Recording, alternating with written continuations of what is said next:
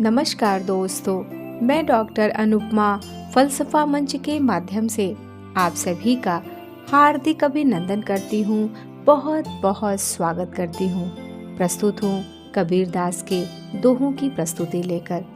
जी हाँ दोस्तों, कबीरदास के दोहों की हिंदी अर्थ की प्रस्तुति लेकर आपके समक्ष प्रस्तुत हूँ। उम्मीद है आप इससे लाभ लेंगे, लाभ उठाएंगे और आपको इन दोहों के हिंदी अर्थ समझ में आएंगे। चलिए प्रारंभ करते हैं। अन राते सुख सोवना, अन राते सुख सोवना, राते नींद न आए।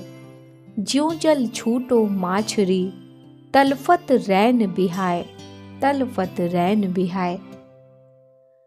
इस दोहे में कबीरदास जी कहते हैं कि जो व्यक्ति आत्मज्ञान प्राप्त करने के अभिलाषी हैं, इच्छुक हैं, उन्हें रात्रि को भी नींद नहीं आती, अर्थात उनके व्यक्तित्व में ज्ञान प्राप्त करने की ऐसी धुन सवार होती है कि वह न रात देखते हैं और न दिन। अपनी पूरी ऊर्जा, अपना पूरा समय वह अपने लक्ष्य पर ही केंद्रित करते हैं। लेकिन वहीं जो व्यक्ति इस सांसारिक जीवन में, इस माया मोह की दुनिया में लिप्त रहते हैं, जिन्हें अपने जीवन के कल्याण की चिंता नहीं रहती है, वे मनुष्य विषयों से ग्रसित रहते हैं और रात्रि में भी सुख की गहरी नींद लेते हैं। उनका यही सुख, यही शारीरिक सुख आगे जाकर उनके दुखों का कारण बनता है। अर्थात आशय यह कि जो व्यक्ति अपनी इच्छा की प्राप्ति नहीं कर पाता अथवा उसके सुखों अर्थात उसके लक्ष्य प्राप्ति में कोई भी बाधा आती है, आ जाती है, तो वह रात्रि में चैन की नींद नहीं ले पाता, बेचैन रहता है। उसकी स्थिति ठीक उस मछली के समान हो जाती है जिसे यदि पानी से बाहर निकाल दिया जाए तो वह तड़पती हुई अपनी पूरी रात गुजार देती है या मृत्यु को प्राप्त हो जाती है। यहाँ कबीर जी ये समझाने का प्रयास करते हैं कि सुख की आकांक्षा और उसकी अनुपलब्धता व्यक्ति के मन को बेचैन कर देती है, जिससे शांति और नींद दूर हो जाती है। अगला दोहा है। प्रेम बिकांता मैं सुना, माथा साटे हाट। प्रेम बिकांता मैं सुना, माथा साटे हाट। पूछत विलंब न कीजिए, तन छिन दीजय काट, तन छिन दीजय काट। बहुत ही सुंदर पंक्तियां हैं। ये दोहा प्रेम शब्द के अर्थ की व्याख्या करता है।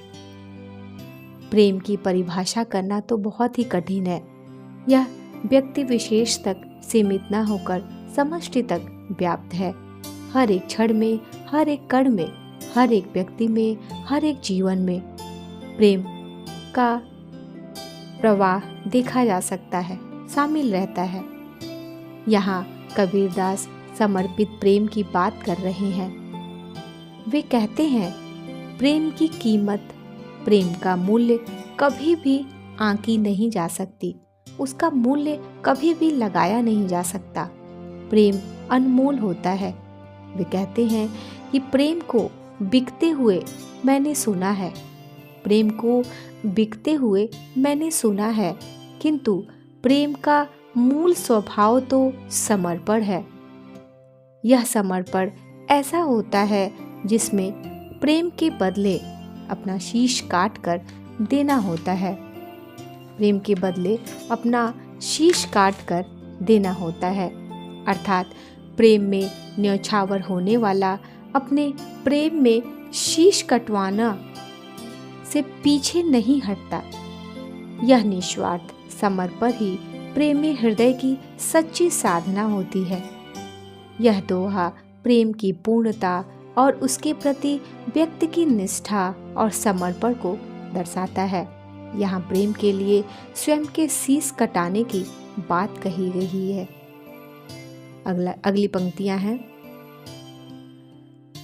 सुख के माथे सिल पड़े, सुख के माथे सिल पड़े, राम हृदय से जाए।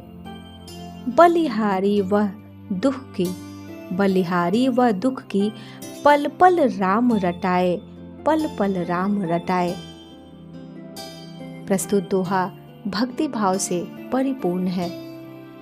कबीर कहते हैं कि जीवन में जब सुख का समय आता है तब मनुष्य के हृदय से भगवान की भक्ति अंतर्ध्यान हो जाती है, अर्थात सुख की अनुभूति में पढ़कर मनुष्य अपने हृदय से राम नाम के भाव को निकाल देता है या भूल जाता है, ईश्वर की भक्ति भूल जाता है, सुख में सुमिरन करना भूल जाता है।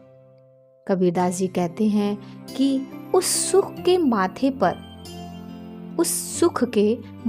पर पत्थर पड़ जाए जो भगवान के नाम उनकी भक्ति को ही हृदय से निकाल देता है।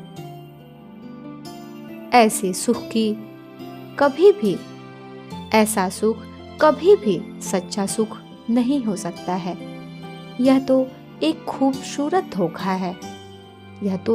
खूबसूरत धोखा है जो मनुष्य को ऊंचाई से नीचे गिरा देता है। वह कहते हैं कि ऐसे सुख से लाख गुना अच्छा तो वह दुख है जो हमें हर एक क्षण में पल पल में राम नाम का सुमिरन कराता है। आशा यह कि सुख के आनंदित क्षण में मनुष्य ईश्वर को भूल जाता है और सभी प्रकार के भौतिक सुखों में लिप्त हो जाता है, जिसके कारण भगवान हृदय से दूर हो जाते हैं। इसके विपरीत दुख के समय में मनुष्य हर पल भगवान का स्मरण करता है, उन्हें अपने नेत्रों में बसा कर रखता है और उनका नाम जपता है।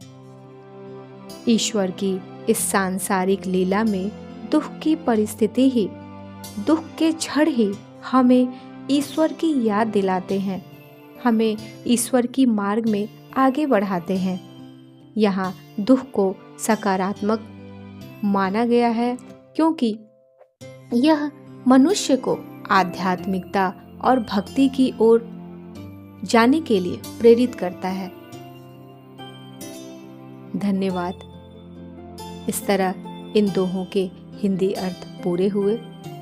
यह दोहे जीवन के प्रत्येक परिस्थिति, प्रत्येक क्षण को सकारात्मक ढंग से जीना सिखाते हैं, साथ ही आध्यात्मिक जीवन और उससे मिलने वाले आनंद की अनुपम व्याख्या करते हैं। उम्मीद है आप सभी इन पंक्तियों का भावपूर्ण रसास्वादन किया होगा।